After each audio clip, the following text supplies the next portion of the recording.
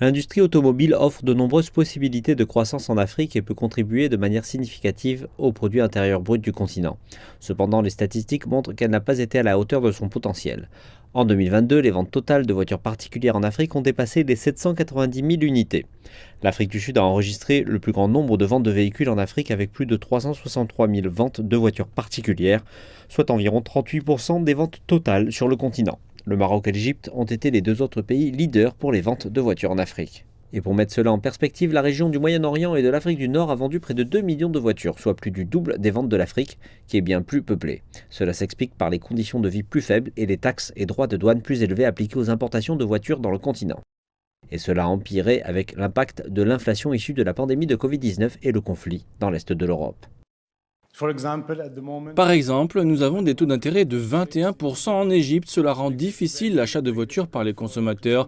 L'industrie des fabricants d'équipements d'origine est affectée, donc le marché principal est le marché de l'après-vente.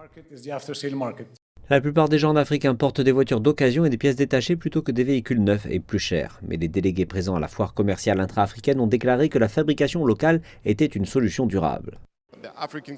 Le continent africain a la capacité de produire des véhicules, de les produire bien en créant de la valeur ajoutée sur le terrain et en même temps d'augmenter les revenus pour la population et en même temps de diminuer le prix parce qu'il sera moins dépendant des importations venant de l'extérieur du continent.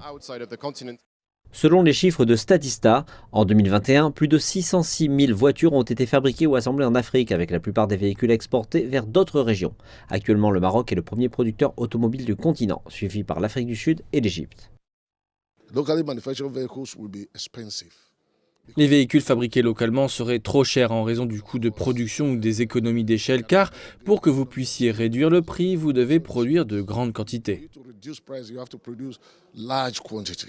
Mais le potentiel de hausse des ventes en Afrique est énorme compte tenu de l'augmentation de la population qui a atteint plus de 1,4 milliard d'habitants et des grands marchés comme le Nigeria qui est la nation la plus peuplée du continent. De nombreux pays envisagent déjà l'idée, mais davantage de mesures d'incitation supplémentaires sont nécessaires.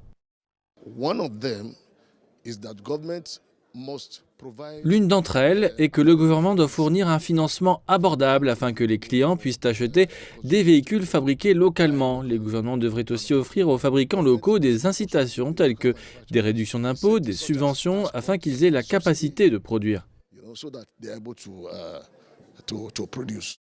Les experts ont indiqué qu'une industrie automobile forte permettrait d'accroître les investissements et les recettes de l'État, de créer des emplois et de réduire les lourdes factures d'importation. Et pour joindre le geste à la parole, l'Afreximbank a annoncé qu'elle dédiait un fonds d'1 milliard de dollars pour soutenir la construction automobile en Afrique sur la base des recommandations formulées par les experts de la foire commerciale intra-africaine.